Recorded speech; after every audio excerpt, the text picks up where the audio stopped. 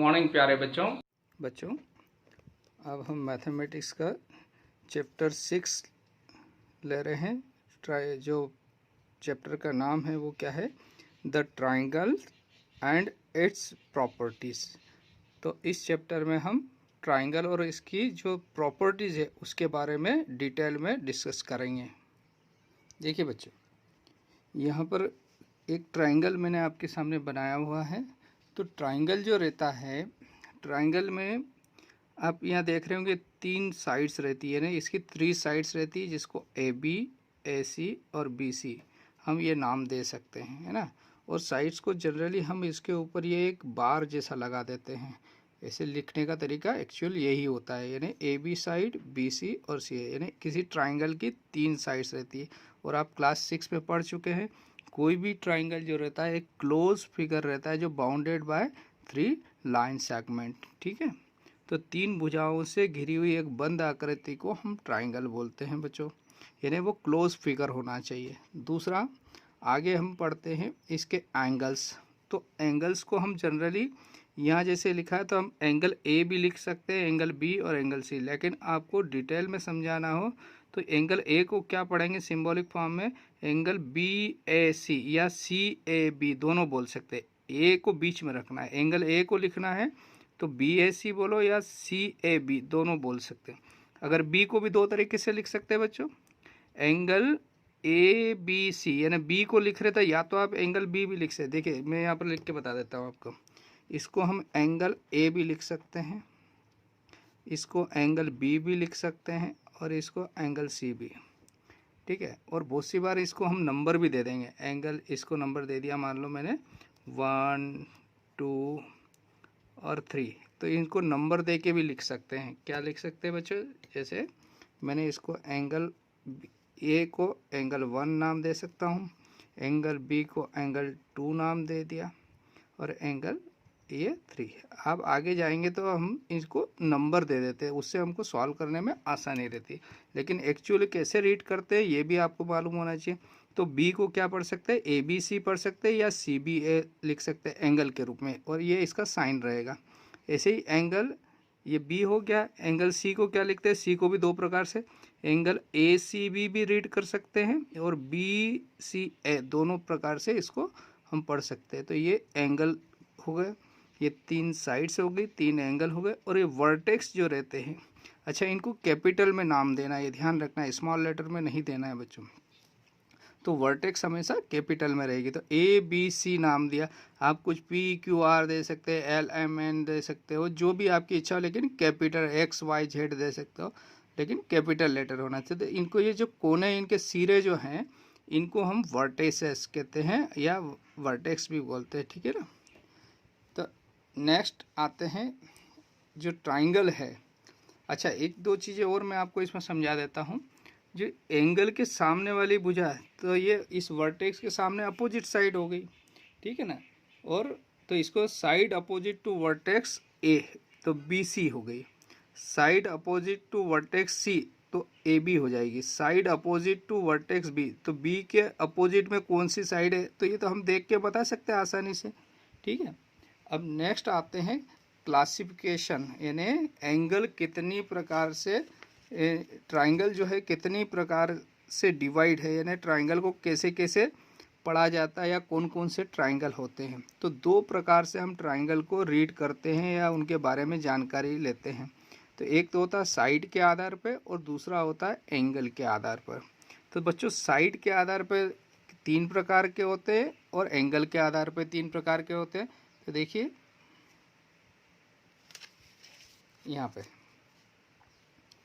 पहले मैंने साइड के आधार पे 3 प्रकार के ट्राइंगल बनाए हैं। देखो पहला है स्केलेन ट्राइंगल, दूसरा है आइसोसेलिस ट्राइंगल और तीसरा है इक्विलेटरल ट्राइंगल। अब इन तीनों को आप अच्छे से समझ लीजिए।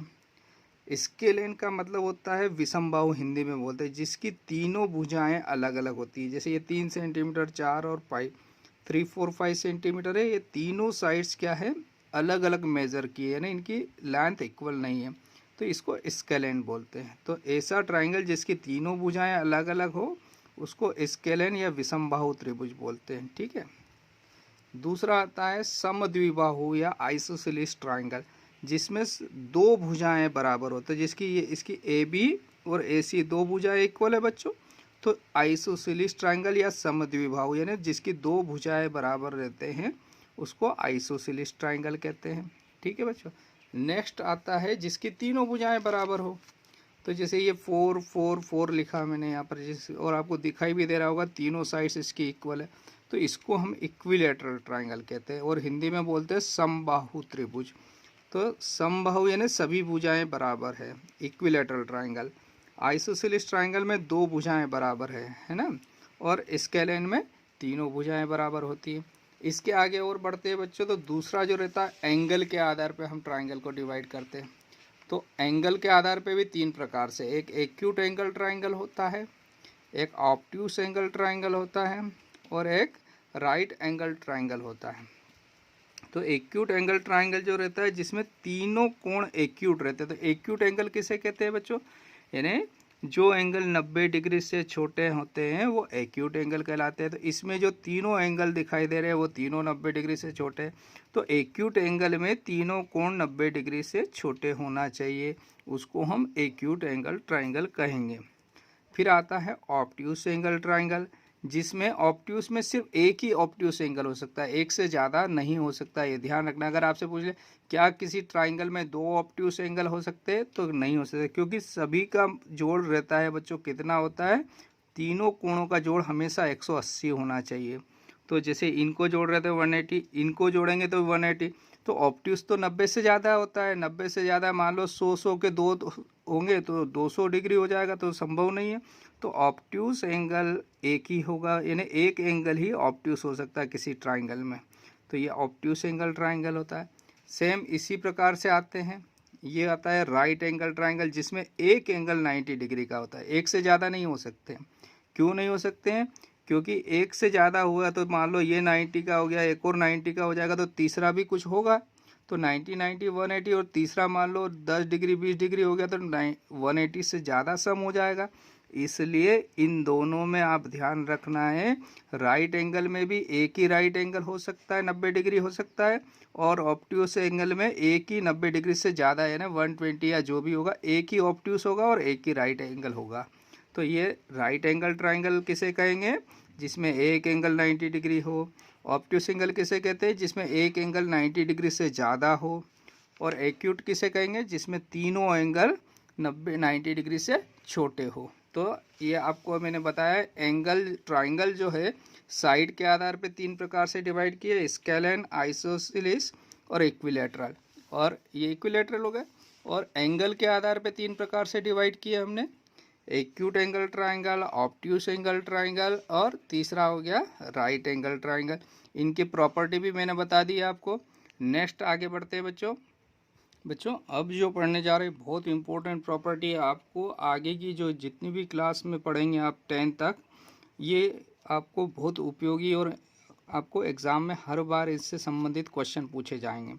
तो आपसे पूछा मीडियन ऑफ ए ट्राइंगल, तो मीडियन क्या होती है बच्चों, कि किसी भी भुजा के मिड पॉइंट, जैसे इस क्यू आर मान लो ये 8 सेंटीमीटर है, तो ये इसका मिड पॉइंट हो जाएगा, इधर से भी 4 और इधर से भी 4, तो ये 4 पे आ जाएगा, यानी इन दोनों का बीचों बीच पॉइंट को वर्टेक्स से ज्वाइन करते हैं, तो ये मीडियन कहलाती है।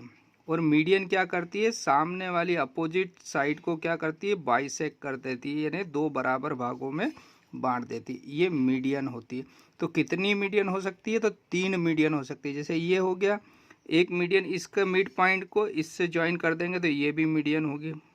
फिर एक और इसका मिड पॉइंट यहाँ लिया और इसको ज्वाइन किया तो तीसरी मीडियन। तो कितनी मीडियन हो सकती है, एक ट्राइंगल में 3 मीडियन हो सकती है।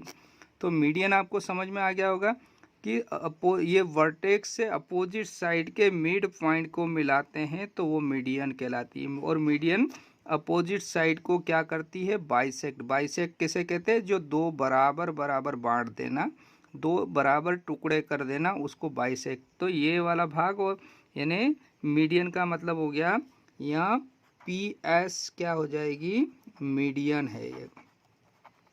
ठीक है बच्चों। और दिस इम्प्लाइज इस पी एस ने क्या कर दिया, ये भाग और ये भाग दोनों बराबर कर दिए, तो Q S is equal to हो गया एस आर, यानी मीडियन अपोजिट साइड को इक्वली डिवाइड कर देती। अब जो पढ़ने जा रहे हैं बहुत इंपॉर्टेंट पढ़ रहे हैं, इसमें बच्चे बहुत कंफ्यूज होते हैं, आप अच्छे से समझ लीजिएगा।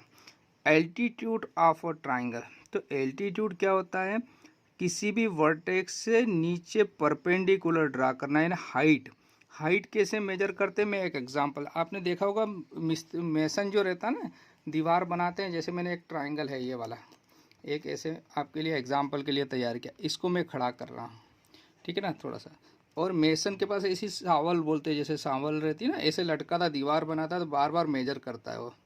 तो यहाँ से ये सावल जो लटकाएंगे बच्चों, तो एल्टीट्यूड जो रहता है बच्चों, ये जैसे यहाँ ये मैंने इस पे ऐसे लटकाया, तो ये बिल्कुल बीच में नहीं आ रहा है, ये परपेंडिकुलर सीधा लटक रहा है। आप देख रहे होंगे ना, समझ रहे होंगे, ये सीधा आ रहा है। तो एल्टीट्यूड यानी दीवार से ये हाइट है, ये किसकी हाइट है बच्चों, यानी ये एल्टीट्यूड ये हुआ, आप समझ गए बच्चों, ये इसका एल्टीट्यूड है। तो इस पे से ये धागा लटकाते हैं तो बिल्कुल सीधा 90 डिग्री पे मिलता है, उसको एल्टीट्यूड कहते हैं।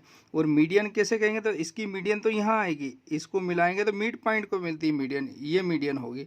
और एल्टीट्यूड क्या होगा, सीधा 90 डिग्री का हाइट, जैसे हम खड़े रहते हैं ना, जो हमारी हाइट हमेशा एल्टीट्यूड हो गई है ना, तो हाइट को एल्टीट्यूड भी बोलते हैं। तो आप एल्टीट्यूड समझ गए होंगे बच्चों। तो अब कभी कभी आपको इस प्रकार का ट्रायंगल दे दिया रहता है बच्चों, तो इसमें एल्टीट्यूड निकालना है, तो एल्टीट्यूड मान लो ये बी का एल्टीट्यूड, तो बी का एल्टीट्यूड ऐसा नहीं होगा, यहाँ से सीधा आएगा इसका एल्टीट्यूड, यानी इस पे 90 डिग्री का एंगल बनाएगा, तो इसका जो एल्टीट्यूड बनेगा बच्चों वो सीधा इस प्रकार से बनेगा इसका। तो इसका एल्टीट्यूड क्या हो जाएगा, ये बाहर आएगा इसका एल्टीट्यूड। अब इसको मैं एग्जाम्पल के लिए बता देता हूँ, जैसे आपके पास ये ट्राइंगल अभी इस टाइप्स का था, ये ट्राइंगल, ठीक है ना, तो इसका बेस ये हुआ बच्चों। और अगर इस ट्राइंगल को मैं खड़ा कर देता हूँ, तो देखो इसका टॉप सिरा यहाँ आ गया, और इससे जो अगर हम धागा लटकाएंगे तो ज़मीन पे कहाँ, इससे बाहर लटकेगा ये है ना, इससे धागा लटकाएंगे तो इसका बाहर जाएगा ये।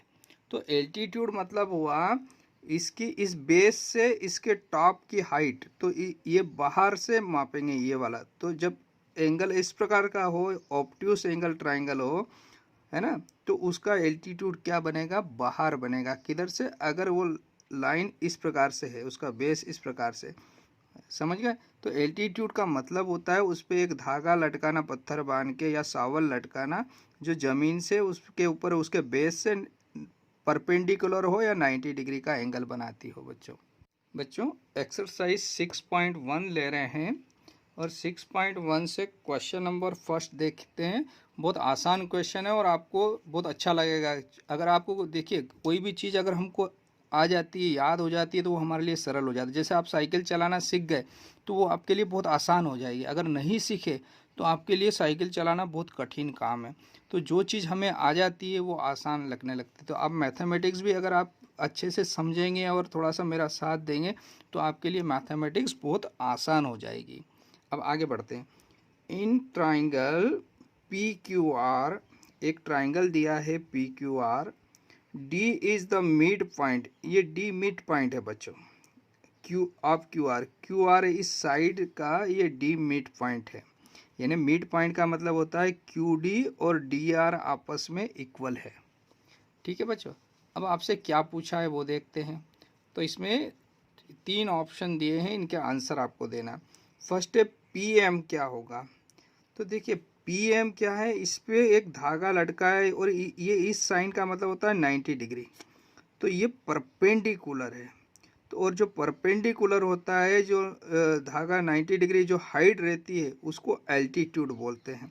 तो ये पी एम जो है वो क्या कहलाएगा बच्चों, इसका एल्टीट्यूड कहलाएगा। तो इसका हम नाम लिख देते हैं एल्टीट्यूड। तो पी एम क्या हो गया बच्चों, एल्टीट्यूड, है ना। तो ये आंसर हो गया पी एम, तो एल्टीट्यूड कहलाएगा। अब पूछा पी डी क्या कहलाएगा। तो डी क्या है, मिड पॉइंट है बच्चों, और मिड पॉइंट है तो ये 2 इक्वल पार्ट हो गए। तो 2 इक्वल पार्ट में कौन डिवाइड करता है? मीडियन जो है किसी भी ट्राइंगल की अपोजिट साइड को क्या करती है? इक्वली डिवाइड कर देती है। तो पीडी क्या हो गया? मीडियन हो गया। तो हम यहाँ पर पीडी को लिख देंगे, पीडी जो है वो मीडियन है। ठीक है बच्चों, median of triangle P Q R है। ठीक, नेक्स्ट उन्होंने पूछा है क्या क्यू एम और एम आर इक्वल है? तो देखिए क्यू एम और एम आर इक्वल है क्या बच्चों?